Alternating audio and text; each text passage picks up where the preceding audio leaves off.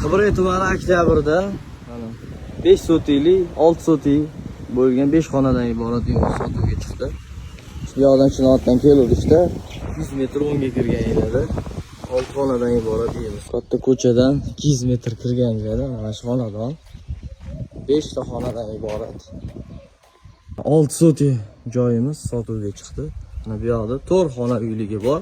Kirgan yerlarda koridor, chap tarafingizda katta zal. Zalligi. Bu yoqda kattalarni spalnisi, kattalarning spalnisi.